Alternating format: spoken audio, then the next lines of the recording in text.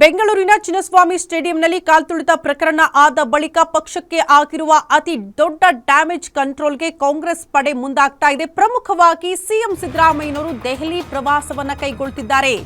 ವರಿಷ್ಠರನ್ನ ಭೇಟಿಯಾಗಲೇಬೇಕು. ಕಾರಣ ಕಾಂಗ್ರೆಸ್ ಹೈಕಮಾಂಡ್ನಿಂದಲೇ ಸಿಎಂ ಅವರಿಗೆ ಬುಲಾವ್ ಬಂದಿದೆ. ಹೈಕಮಾಂಡ್ನಿಂದ ಬುಲಾವ್ ಬಂದಿದೆ. ಸಿಎಂ ಸಿದ್ದರಾಮಯ್ಯನವರು ಆ ಕಾರಣಕ್ಕೆ ದೆಹಲಿ ಪ್ರವಾಸವನ್ನ ಕೈಗೊಳ್ಳಲಿದ್ದಾರೆ. ಒಂದ್ ಕಡೆ ಡಿಕೆ ಶಿವಕುಮಾರ್ ಅವರು ಆಲ್ರೆಡಿ ದೆಹಲಿ ಪ್ರವಾಸವನ್ನ ಕೈಗೊಂಡಿದ್ರು. ಅದಾದ ಬಳಿಕ ಈಗ ಸಿಎಂ ಅವರ ಸರದಿ. ಇವತ್ತೇ ದೆಹಲಿಗೆ ತೆರಳುತ್ತಾರಂತೆ ಸಿಎಂ ಸಿದ್ದರಾಮಯ್ಯ. ಸರ್ಕಾರದ ವಿರುದ್ಧ ಹೈಕಮಾಂಡ್ ಅಸಮಾಧಾನ ವ್ಯಕ್ತಪಡಿಸಿದೆ. ರಾಷ್ಟ್ರ ಮಟ್ಟದಲ್ಲಾದ ಡ್ಯಾಮೇಜ್ ಕಂಟ್ರೋಲ್ಗೆ ಕಾಂಗ್ರೆಸ್ ಹೈಕಮಾಂಡ್ ಯತ್ನ ಮಾಡ್ತಾ ಇದೆ ಸತತವಾಗಿ. ಬಟ್ ಅದು ಸರಿ ಆಗ್ತಾ ಇಲ್ಲ ಅನ್ನುವಂತಹ ವಿಚಾರ. ರಾಜ್ಯದಲ್ಲಿ ಆಗಿರುವಂತಹ ಈ ಬೆಳವಣಿಗೆ ದೇಶ ಮಟ್ಟದಲ್ಲೇ ಪಕ್ಷಕ್ಕೆ ಅತಿ ದೊಡ್ಡ ಡ್ಯಾಮೇಜ್ ಆಗಿದೆ. ಇದನ್ನ ನಾವು ಹೇಗೆ ಸರಿ ಮಾಡಿಕೊಳ್ಬೇಕು ಅನ್ನೋ ನಿಟ್ಟಿನಲ್ಲಿ ವರಿಷ್ಠರು ಚಿಂತನೆ ಮಾಡ್ತಿದ್ದಾರೆ. ಹಾಗಾಗಿ ಕಾಂಗ್ರೆಸ್ ಹೈಕಮಾಂಡ್ನಿಂದಲೇ ಇಲ್ಲಿ ಕಾರ್ಯಕ್ರಮದ ಆಯೋಜನೆ ಸಿದ್ಧತೆಗಳು ಯಾರ ತಪ್ಪಿನಿಂದಾಗಿ ಅವಘಡ ಆಯಿತು, ಯಾಕಿಂತಹ ಅವಘಡಗಳಿಗೆ ರಾಜ್ಯ ಸರ್ಕಾರ ಸಾಕ್ಷಿ ಆಯಿತು, ಈ ಎಲ್ಲಾ ವಿಚಾರಕ್ಕೆ ಸಂಬಂಧಪಟ್ಟಂತೆ ಮಾಹಿತಿ ಪಡೆದುಕೊಳ್ಳೋ ನಿಟ್ಟಿನಲ್ಲಿ ಕಾಂಗ್ರೆಸ್ ಹೈಕಮಾಂಡ್ ಈಗ ಸ್ವತಃ ಸಿಎಂ ಸಿದ್ದರಾಮಯ್ಯನವರಿಗೆ ಬುಲಾವ್ ಕೊಟ್ಟಿದೆ. ದೆಹಲಿಗೆ ಬನ್ನಿ ಇಮಿಡಿಯೇಟ್ ಆಗಿ ಅಂತ. ಹಾಗಾಗಿ ಇವತ್ತೇ ದೆಹಲಿಗೆ ಹೊರಡುತ್ತಾರೆ ಸಿಎಂ ಸಿದ್ದರಾಮಯ್ಯ. ನಿಮಗೆಲ್ಲ ಗೊತ್ತು, ಆಲ್ರೆಡಿ ಡಿಸಿಎಂ ಡಿಕೆ ಶಿವಕುಮಾರ್ ಅವರು ದೆಹಲಿ ಪ್ರವಾಸ ಕೈಗೊಂಡಿದ್ರು. ಇದೇ ವಿಚಾರಕ್ಕೆ ಸಂಬಂಧಪಟ್ಟಂತೆ ವರಿಷ್ಠರನ್ನ ಭೇಟಿ ಮಾಡಿ ಚರ್ಚೆ ಕೂಡ ಮಾಡಿದ್ದಾರೆ ಅಂತ ಹೇಳಲಾಗ್ತಾ ಇತ್ತು, ಮಾಹಿತಿ ಕೊಟ್ಟಿದ್ದಾರೆ ಅಂತ ಹೇಳಲಾಗ್ತಾ ಇತ್ತು.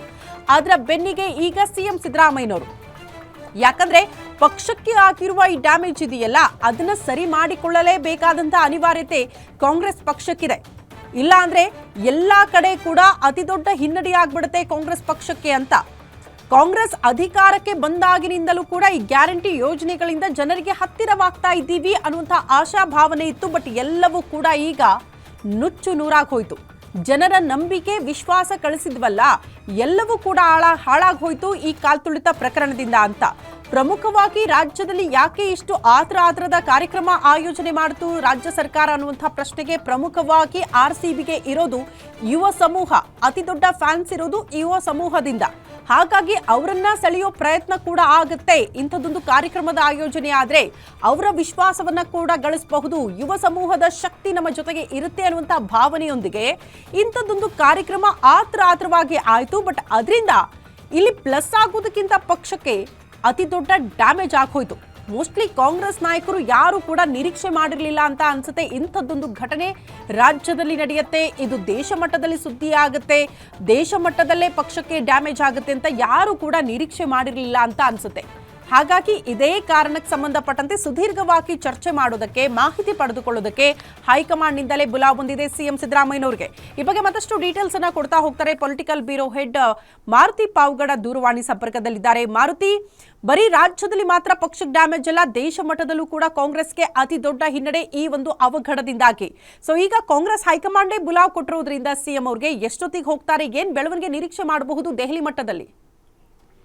ಶ್ರುತಿ, 4ನೇ ತಾರೀಕು ಚಿನ್ನಸ್ವಾಮಿ ಕ್ರೀಡಾಂಗಣದ ಬಳಿ ನಡೆದಂತಹ 11 ಜನರ ಸಾವು ಏನಿದೆ, ಈ ಪ್ರಕರಣ ಇಡೀ ರಾಜ್ಯಾದ್ಯಂತ ಅಷ್ಟೇ ಅಲ್ಲ, ರಾಷ್ಟ್ರಾದ್ಯಂತನೂ ಕೂಡ ವಿಪಕ್ಷಗಳಾಗಿರುವಂತಹ ಬಿಜೆಪಿ ಮತ್ತೆ JDS ಪಕ್ಷಗಳಿಗೆ ಪ್ರಮುಖ ಕಾಂಗ್ರೆಸ್ ಆಡಳಿತ ಪಕ್ಷದ ವಿರುದ್ಧ ಪ್ರಮುಖ ಅಸ್ತ್ರವಾಗಿದೆ. ಹೀಗಾಗಿ ಕಾಂಗ್ರೆಸ್ ಹೈಕಮಾಂಡ್ ಮುಖ್ಯಮಂತ್ರಿ ಸಿದ್ದರಾಮಯ್ಯ ಹಾಗೂ ಉಪಮುಖ್ಯಮಂತ್ರಿ ಡಿಕೆ ಶಿವಕುಮಾರ್ ಇಬ್ಬರಿಗೂ ಕೂಡ ಬುಲಾವ್ ಕೊಟ್ಟಿರುವಂತದ್ದು. ಒಂದು ದಿನದ ಮೊದಲೇ ಡಿಕೆ ಶಿವಕುಮಾರ್ ಅವರು ಹೈಕಮಾಂಡ್ ಭೇಟಿಗೆ ತೆರಳಿದ್ರು. ನಿನ್ನೆ ಮಧ್ಯಾಹ್ನದ ಬಳಿಕ ರಾಹುಲ್ ಗಾಂಧಿ ಕಚೇರಿಯಿಂದಲೇ ಮುಖ್ಯಮಂತ್ರಿ ಸಿದ್ದರಾಮಯ್ಯ ಅವರಿಗೆ ಕರೆ ಬಂದಿತ್ತು, ನಾಳೆ ನೀವು ಕೂಡಲೇ ದೆಹಲಿಗೆ ಬರಬೇಕು ಅಂತ. ಹೀಗಾಗಿ ಇವತ್ತು ರಾಹುಲ್ ಗಾಂಧಿ ಅವರನ್ನ ಬಹುತೇಕ 11 ಗಂಟೆ 12 ಗಂಟೆಯ ಬಳಿಕ ರಾಹುಲ್ ಗಾಂಧಿ ಭೇಟಿಗೆ ಸಮಯಾವಕಾಶವನ್ನ ಸಿದ್ದರಾಮಯ್ಯ ಹಾಗೂ ಡಿಕೆ ಶಿವಕುಮಾರ್ ಇಬ್ಬರಿಗೂ ಕೂಡ ಕೊಡುವಂತ ಒಂದು ಸಾಧ್ಯತೆ ಇದೆ.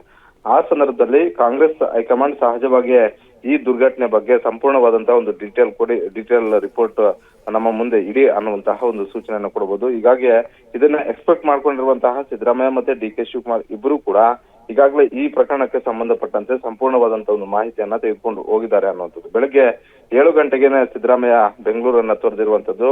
ಬಹುತೇಕ 9:30 10 ಗಂಟೆ ಒಳಗಡೆ ದೆಹಲಿ ರೀಚ್ ಆಗ್ತಾರೆ. 11 ಗಂಟೆ ಬಳಿಕ ಕಾಂಗ್ರೆಸ್ ಹೈಕಮಾಂಡ್ ಭೇಟಿಗೆ ತೆರಳುವಂತಹ ಒಂದು ಸಾಧ್ಯತೆ ಇದೆ.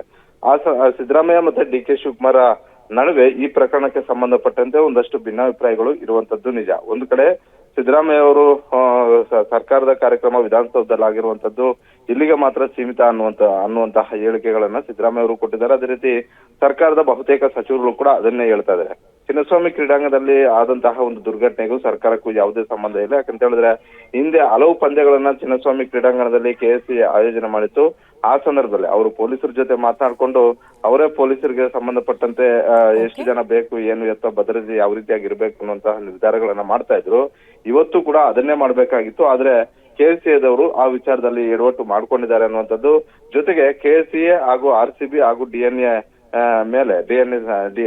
ಸಮಸ್ಯೆಗಳ ಮೇಲೆ ಈಗಾಗಲೇ ದೂರನ್ನು ಕೂಡ ದಾಖಲು ಮಾಡಲಾಗಿದೆ. ಈ ಸಂಬಂಧ ಪೊಲೀಸರು ಯಾರೆಲ್ಲ ಪೊಲೀಸರ ಭದ್ರತೆ ಕೊಡೋದ್ರಲ್ಲಿ ವೈಫಲರಾಗಿದ್ದಾರೆ, ಪೊಲೀಸ್ ಕಮಿಷನರ್ ದಯಾನಂದ ಹಿಡಿದು 7 ಜನ ಪೊಲೀಸರನ್ನ ಅಮಾನತು ಮಾಡಿರುವಂತಹ ಒಂದು ವಿಚಾರಗಳ ಬಗ್ಗೆನೂ ಕೂಡ ಉಭಯ ನಾಯಕರು ಕಾಂಗ್ರೆಸ್ ಹೈಕಮಾಂಡ್ಗೆ ಮಾಹಿತಿಯನ್ನ ಕೊಡ್ತಾರೆ. ಒಂದು ವೇಳೆ ಪ್ರತ್ಯೇಕವಾಗಿ ಒಬ್ಬೊಬ್ಬರನ್ನೇ ಕರೆದು ಮಾತನಾಡಿದ್ರೆ ಸಹಜವಾಗಿ ಅವತ್ತು ಏನೆಲ್ಲ ಆಯ್ತು, ಡಿ.ಕೆ. ಶಿವಕುಮಾರ್ HALಗೆ ಹೋಗಿದ್ದು, ತದ ಬಳಿಕ ವಿಧಾನಸೌಧಕ್ಕೆ ಬಂದಿದ್ದು, ಬಳಿಕ KSCA ಮೈದಾನಕ್ಕೆ ಹೋಗಿದ್ದು. KSCA ಮೈದಾನಕ್ಕೆ ಚಿನ್ನಸ್ವಾಮಿ ಕ್ರೀಡಾ ಮೈದಾನಕ್ಕೆ ಹೋಗಿದ್ದೇ ದೊಡ್ಡ ಅಪರಾಧ ಅನ್ನುವಂತಹ ಒಂದು ರೀತಿಯಲ್ಲಿ ವಿಪಕ್ಷಗಳು ಬಿಂಬಿಸ್ತಾ ಇರೋದ್ರಿಂದ ಇದನ್ನ ಸಹಜವಾಗಿ ಸಿದ್ದರಾಮಯ್ಯ ಅವರು ಹೇಳ್ತಾರೆ. ನಾವು ಯಾರು ಕೂಡ ಸರ್ಕಾರದ ವತಿಯಿಂದ ಚಿನ್ನಸ್ವಾಮಿ ಕ್ರೀಡಾಂಗಣಕ್ಕೆ ಹೋಗದೇ ಇದ್ರೆ ಇವತ್ತು ನಮ್ಮ ಮೇಲೆ ವಿಪಕ್ಷಗಳು ಆರೋಪ ಮಾಡುವಂತಹ ಒಂದು ಅವಕಾಶವೇ ಇರ್ತಿರ್ಲಿಲ್ಲ.